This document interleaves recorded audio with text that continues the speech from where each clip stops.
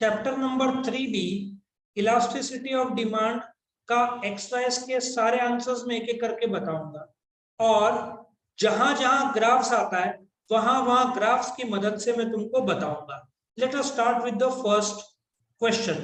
Complete the following statements. Price elasticity of demand on a linear demand curve at the x axis is A0, P1, C infinity or D less than 1. So correct answer is what? 0. क्यों 0 है तुम्हारे सामने में ये graph बताता हूं।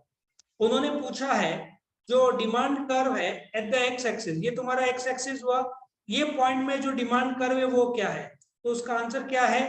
EP is equal to 0। E मतलब elasticity, P मतलब प्राइस इलास्टिसिटी, 0 इसका मतलब क्वांटिटी, प्राइस कम हुआ, प्राइस कम P1 से कम हुआ, P2 में बढ़ा, लेकिन क्वांटिटी कुछ भी रिस्पॉन्स नहीं कर रहा है, इसको परफेक्टली इलास्टिक डिमांड बोलते हैं। लेकिन DD यहाँ पे कट कर रहा है, इसलिए तो करेक्ट आंसर इज 0, क्योंकि क्वांटिटी रिस्पॉन्ड नहीं कर रहा है, तो तुम्हारा इधर का आंसर रहेगा 0। Next, price elasticity of demand on a linear demand curve on the y axis is A0, P1, C infinity और D ग्रेटर देन 1।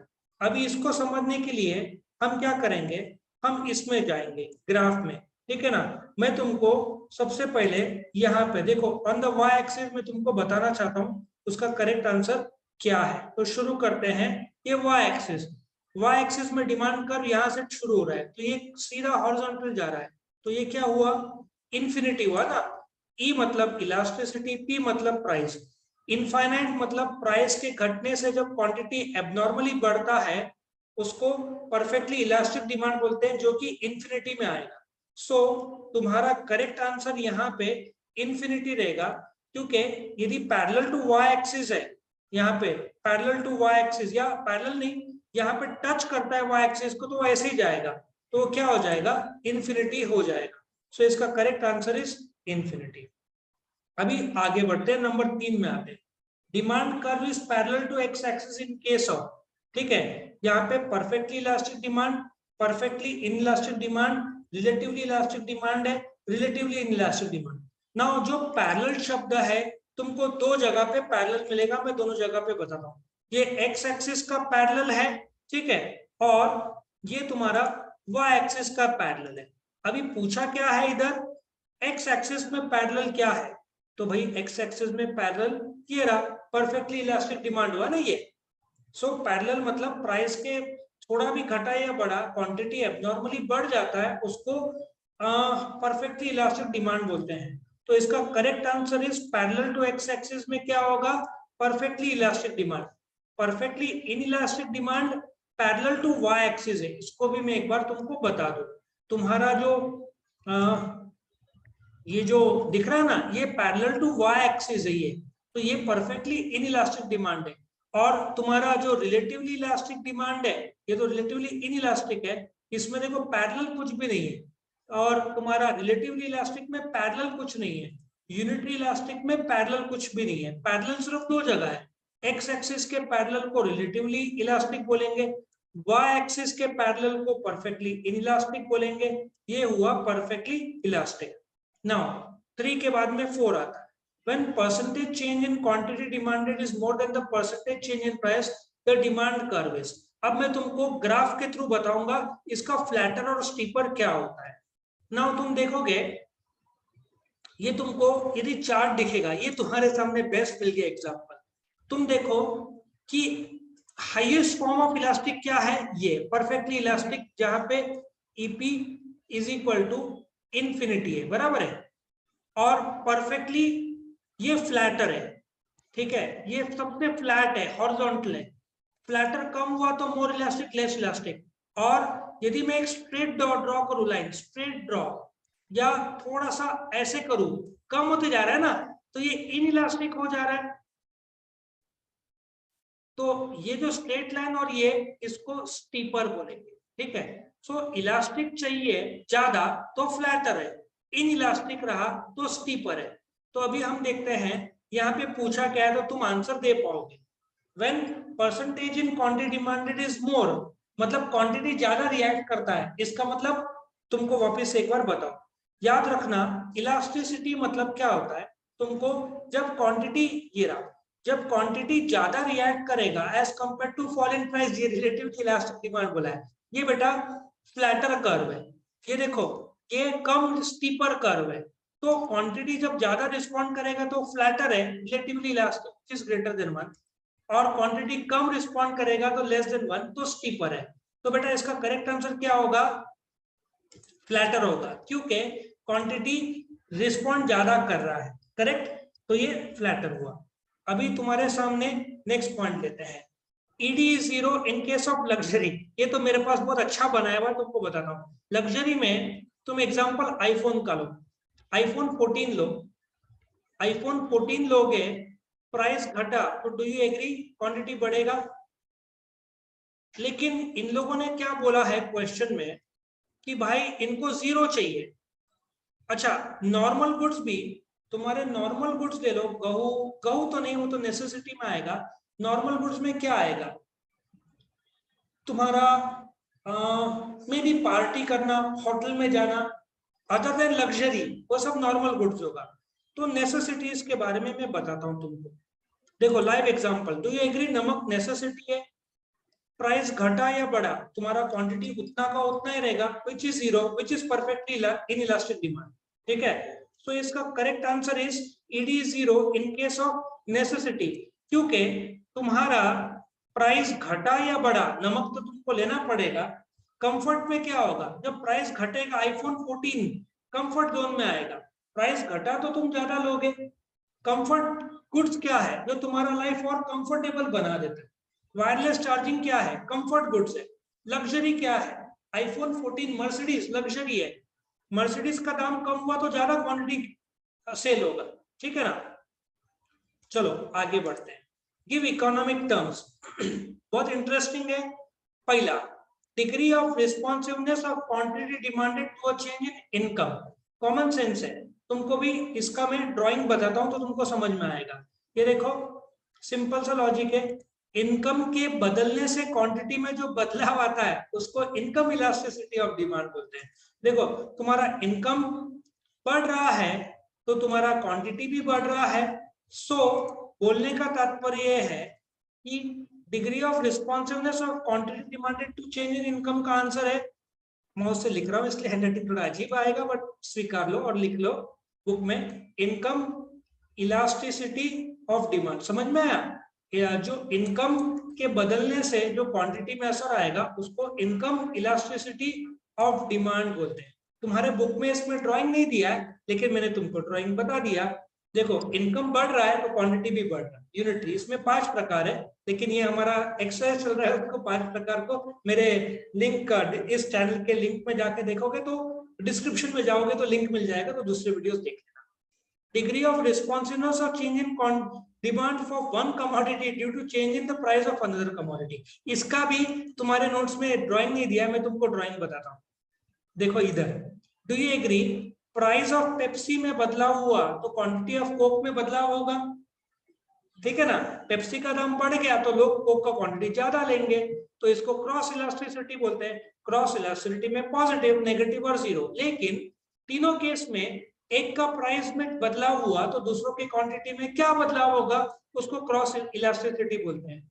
तो तुम्हारे सामने ये जो इसका आंसर है, ऑफ वन कमोडिटी, ठीक है, ये जो quantity of one commodity as compare to price of another commodity, इसको करेक्ट आंसर क्या रहेगा, क्रॉस इलास्टिसिटी। पूरा बोलने का बेटा, क्रॉस इलास्टिसिटी ऑफ डिमांड बोलने का। मेरा हैंडराइटिंग माउस की वजह से आ रहा है, प्लीज कोऑपरेट कर दो, क्योंकि पेन से वो दब जाता है, क्लियर नहीं आता। Next, degree of responsiveness of a change in quantity demanded of a good to a change in price. ये तो सिंपल है भाई, ये तो तुम्हारे बाल भारती में भी ड्राइंग दिया हुआ है। क्या है वो तुम्हारा प्राइस इलास्टिसिटी ऑफ डिमांड है। प्राइस इलास्टिसिटी ऑफ डिमांड क्या है, प्राइस में चेंज हुआ तो तुम क्वांटिटी देखो अलग अलग प्रकार से रिएक्ट कर रहा है। प्राइस घटा, सोचो पप्पा गुस्सा हो गए तो तुम्हारा रिएक्शन, कोई हंसेगा कोई रोएगा। सो प्राइस के बदलने से क्वांटिटी में जो रिस्पॉन्स होता है उसको इलास्टिसिटी होती है। तुम्हारा प्राइस बदल रहा है बेटा, तो ये जो ऑब्जेक्टिव्स है इसमें क्या बोला है, degree of responsiveness of the change in quantity to a change in price. Simple सा है, प्राइस इलास्टिसिटी ऑफ डिमांड है। इसका मतलब उन्होंने पहले तीन ऑब्जेक्टिव्स तीनों प्रकार से बताया। प्राइस इलास्टिसिटी ऑफ डिमांड है इसका करेक्ट आंसर। इसमें ऑप्शन भी नहीं दिया है तो तुमको दिमाग लगाना है। सो पहले का आंसर क्या था, ये इनकम इलास्टिसिटी था। दूसरे का क्या था, क्रॉस इलास्टिसिटी। तीसरे का क्या आंसर है, प्राइस इलास्टिसिटी ऑफ डिमांड। चौथा, elasticity resulting from infinite change in quantity demanded. बोलो, अभी इसके लिए मुझे वापस तुमको ग्राफ दिखाना पड़ेगा। यहाँ पे क्या बोला है, इनफाइनाइट चेंज। तो इनफाइनाइट चेंज का जो ड्राइंग है ये रहा, ये देखो E P is equal to infinite, ये इनफाइनाइट का लोगो है ये वाला, ठीक है। जब प्राइस के घटने से क्वांटिटी एबनॉर्मल बढ़ता है उसको परफेक्टली इलास्टिक डिमांड बोलते हैं। सो इधर क्या बोला है, इनफाइनाइट चेंज इन क्वांटिटी कब होगा, जब तुम्हारा परफेक्टली इलास्टिक या परफेक्टली इलास्टिसिटी डिमांड कर्व होगा। So correct answer is perfectly elastic, मतलब क्वांटिटी एबनॉर्मली बिहेव करता है to a given change in elasticity demand बोलो, ठीक है ना। तो तुम्हारा ये पूरा हो जाएगा फोर्थ वाला। चलो फिफ्थ में लिख देना, और जिसका मिस हो गया मैं रीड कर दूं, परफेक्टली इलास्टिक डिमांड। फिफ्थ वाला, elasticity resulting from a proportionate change in quantity demanded due to a proportionate change in price. बोलो क्या है, सोचो क्या आएगा। अभी प्रोपोर्शनेट चेंज हुआ है और प्रोपोर्शनेट प्राइस चेंज हुआ है, साफ बता रहा है कि तुम्हारा ये प्रोपोर्शनेट चेंज हुआ है उतना ही प्रोपोर्शनेट ये चेंज हुआ है।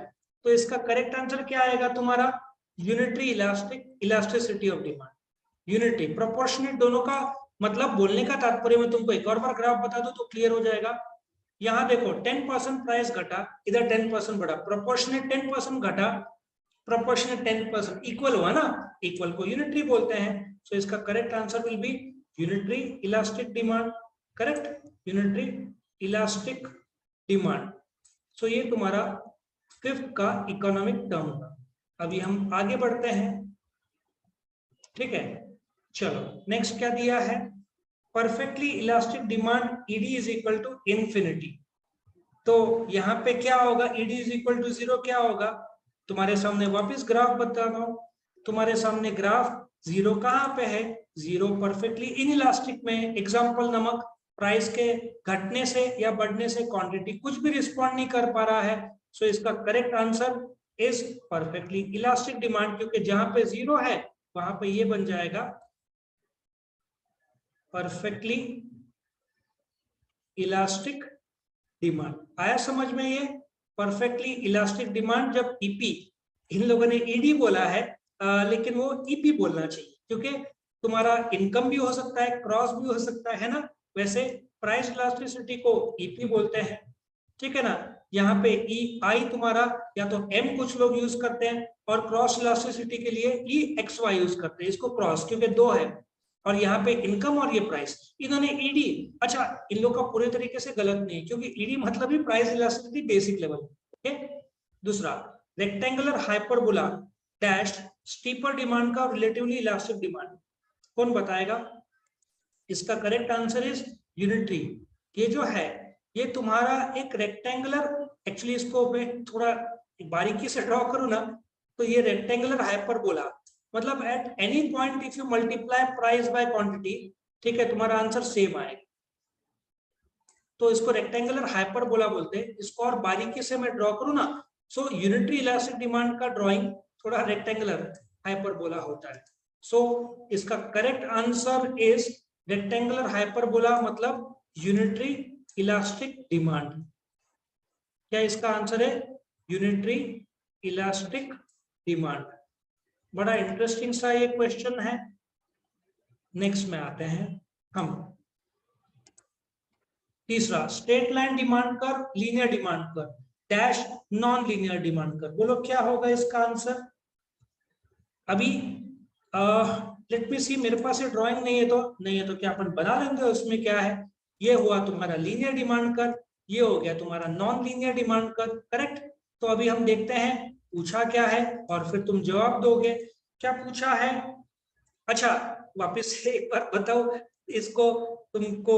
ये देखो, ये कहा है स्ट्रेट लाइन डिमांड कर, ये तुम्हारा स्ट्रेट लाइन हुआ, ये तुम्हारा नॉन लीनियर हो गया, लेकिन टेक्निकल भाषा में इसको कॉन्वेक्स बोलते हैं। सो तुम्हारा करेक्ट आंसर क्या रहेगा? यहाँ पे convex demand curve will be your correct answer. ये कॉन्वेक्स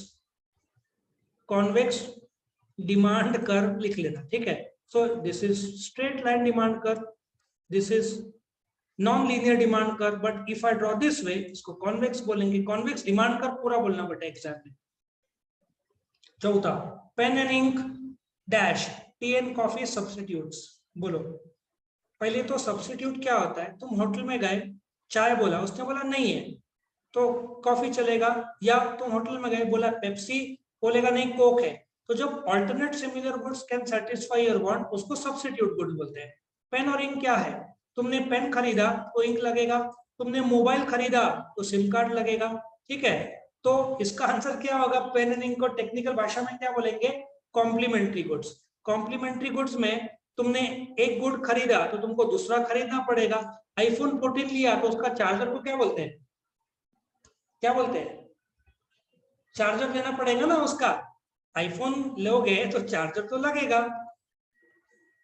मैंने सिम इसलिए नहीं बोला कि ई सिम अमेरिका में पूरा ई सिम है, समझ में आया? तो उसमें ई सिम इनबिल्ट आएगा। Fifth, ratio method lower segment by upper segment. ये तो भाई तुमको ये इसका फॉर्मूला का डिराइवेशन बड़ा इंटरेस्टिंग है। मैं तुमको एक आइडिया बताता हूँ कैसे याद रखना है। इलास्टिसिटी क्या होता है? जो क्वांटिटी में बदलाव होता है प्राइस के बदलने से, इसलिए न्यूमरेटर में क्वांटिटी है।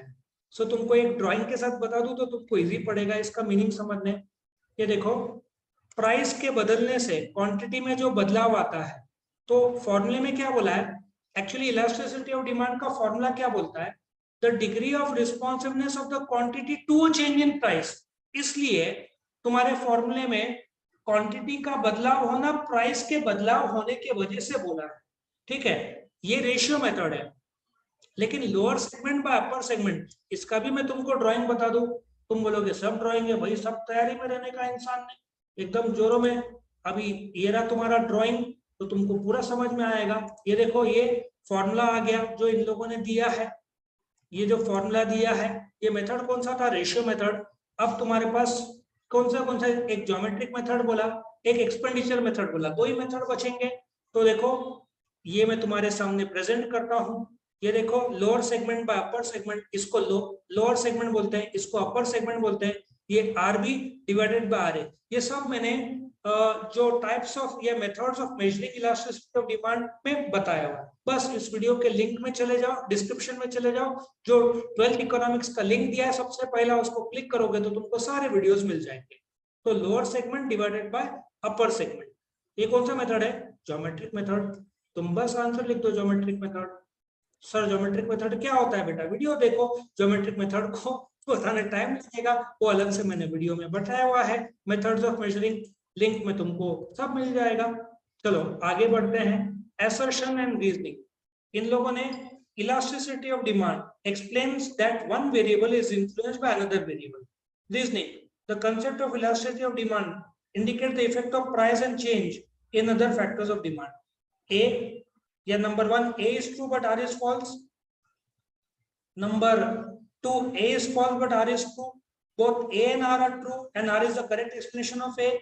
Or fourth, both A and R are true and R is not the correct explanation of A. अब मैं तुमको एक आइडिया बताता हूँ 12वीं के लिए। मेरा अनुभव रहा है ज्यादातर इसके आंसर 3 और 4 में रहते। यदि तुम ऐसे गुटली हो गए हो, मतलब दिमाग काम नहीं कर रहा है, तो 3 और 4 में से एग्जाम में लगा दे। बट अभी हम क्या करेंगे? दिमाग लगाएंगे। इलास्टिसिटी जो है इसके बारे में क्या पूछ रहे हैं? जो 4 ऑप्शन है। पहला, elasticity of demand explain that, ये ट्रू दिखता है मुझे, ये ट्रू है, ठीक है ना, ये सच बात है। Elasticity of demand explain that one variable, मतलब 1 इज ट्रू, ठीक है। अभी हम देखते हैं 1 इज फॉल्स। कोई बोल रहा है यहाँ पे 2A इज फॉल्स बोलता है। इसका एक मिनट, इधर A इज फॉल्स मतलब ऑटोमेटिकली सेकंड कट जाता है। Do you agree? ठीक है। और मतलब अपने पास अभी ऑप्शन 1, 3 और 4 में से एक रहेगा। तो अभी वापस ढूंढते हैं। अभी सेकंड के बारे में देखते हैं। The concept of elasticity of demand indicates the effect of price and change on the other factor. ये प्राइस बदल रहा है तो ये क्वांटिटी में असर करेगा। क्रॉस इलास्टिसिटी में कोक में दाम बदला तो पेप्सी के इसमें असर होगा, ठीक है ना।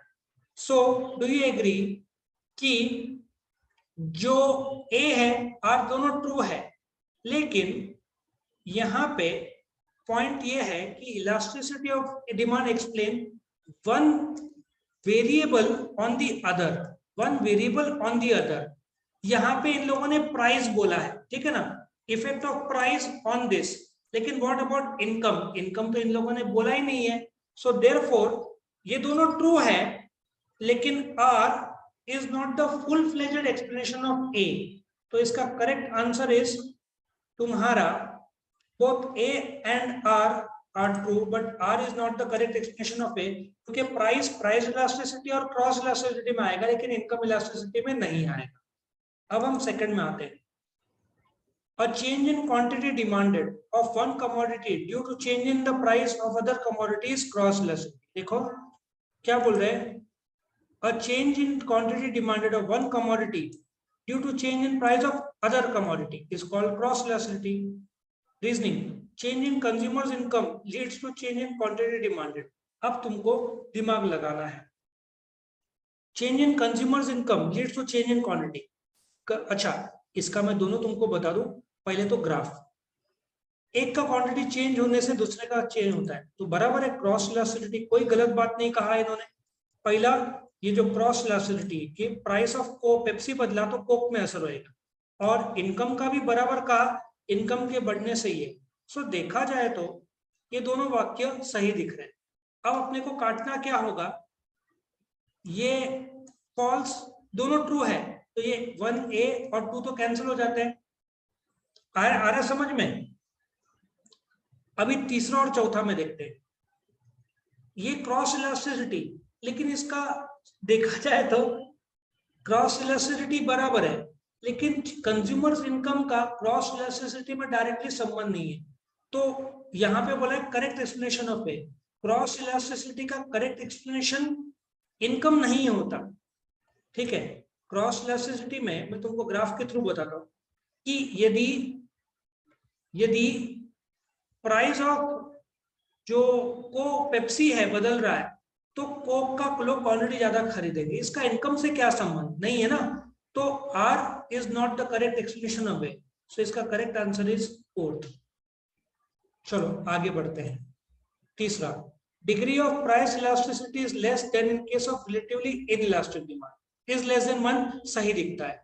Change in demand is less than the change in price, ये बड़ा इंटरेस्टिंग है। नाउ देखा जाए तो ये भी सही बात है। अब ये क्या बोल रहे हैं, रिलेटिवली इनइलास्टिक डिमांड, ये तुमको मैं पहले रिलेटिवली इनइलास्टिक डिमांड में लेके जाता हूँ। ये क्या है, ये तो इनकम है, तो मुझे इनइलास्टिक डिमांड में जाना पड़ेगा। ये तो यूनिटरी है, उसके बाद इलास्टिक आता है। देखो इनइलास्टिक, क्वांटिटी कम हुआ, प्राइस 10% घटा, लेकिन क्वांटिटी सिर्फ 6% बढ़ा। इसका मतलब ये स्टेटमेंट तुम्हारा जो है ये करेक्ट है, प्राइस इलास्टिसिटी, ठीक है। और change in demand is less than, मतलब साफ हो रहा है कि प्राइस घटा है बट क्वांटिटी धीरे बढ़ा है। तो देखा जाए तो degree of price elasticity is less than 1। वापिस से एक बार तुमको दिखाऊंगा, लेस देन 1 दिख रहा है भाई, ये लेस देन 1। इसका मतलब ये है कि दोनों सच है, और रीजन जो change in demand is less, देखो चेंज इन डिमांड लेस हो रहा है, 6% ही बढ़ रहा है। इसका मतलब ये जो है ए ट्रू है और आर ट्रू है, और ए का करेक्ट एक्सप्लेनेशन, तो करेक्ट आंसर इज 3। बड़ा इंटरेस्टिंग था ये सब, है ना। और अभी हम देखते हैं डिस्टिंग्विश बिटवीन, ये तो वीडियोस में आप देखोगे, ये फैक्टर्स में देखोगे तो हो जाएगा। अभी शुरू होता है तुम्हारा दंगल। ये तो बड़ा खूबसूरती का ग्राफ है।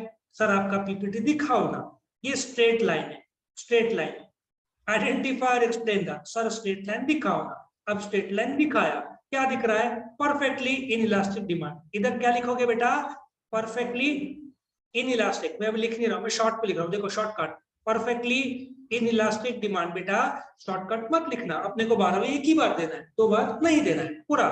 ये देखो सर एक और बार दिखाओ ना ग्राफ, तुमको लो यहां से वहां हम जिंदगी भर शिफ्ट ही करते रहेंगे। ये शिफ्ट किया, ये क्या है बेटा, ये देखो क्या है, परफेक्टली इलास्टिक डिमांड। तुमको रेडीमेड लड्डू दिए जा रहे हैं, परफेक्टली इलास्टिक डिमांड। अच्छा, ये तीसरा जो है, ये देखो, अब मैं चाहता हूं तुम एग्जाम में स्केल से ये मेजर करना, यदि ये 1 सेंटीमीटर जो भी मेजरमेंट है ये और ये इक्वल है तो उसको यूनिटरी इलास्टिक डिमांड कहलाएंगे। तो उसके लिए भी तुमको मैं रेडीमेड ये दिखाता हूँ, ये देखो, ये यूनिटरी, ये 1 सेंटीमीटर है तो 1 सेंटीमीटर चाहिए, तो ये सेम दिख रहा है, तो इसका correct answer is unitary elastic demand. आया समझ में?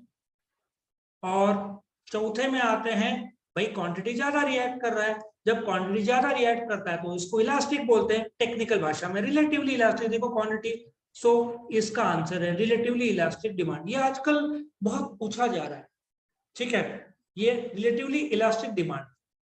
Now last question, in the following diagram, ये तो इन लोग पूछ रहे हैं, give reasons to your answer. In the following diagram E is the linear demand curve of the commodity. On the basis of given diagram, state whether following are true or false. अरे मैं तुमको इससे अच्छा मेरे पहले बताता हूँ, तुमको खुश हो जाओगे, ऐसा मैंने एक डिजाइन किया है। तुम बोलोगे सर हमको देखते ही याद आ गया। चलो कहाँ गया कहाँ गया, तुमको ना मैं अभी बताता हूँ, वो मैंने जो डिजाइन किया है वो डिजाइन अली बाबा और 40 और। अब देखो एक बात बताओ, परफेक्टली इनइलास्टिक डिमांड जब क्वांटिटी रिस्पॉन्ड नहीं करता, ये पॉइंट क्या है, 0, ये 0 हुआ, perfectly elastic. Quantity abnormally react करता है, इन्फिनिटी हुआ, ये इन्फिनिटी। देखो, और जब ग्राफ, ये देखो, ये सेगमेंट है एग्जैक्ट, यहाँ पे मैं एक सेगमेंट है एग्जैक्ट बीच में होगा 1, डू यू एग्री? 1 मतलब यूनिटरी, और जितना ऊपर रहेगा उतना प्राइस सेंसिटिव ज्यादा होगा, तो ऊपर इलास्टिक ज्यादा होगा, मतलब ईपी या ईडी बोलो इज ग्रेटर देन 1, नीचे प्राइस सेंसिटिव कम है तो ईपी इज लेस देन 1 होगा।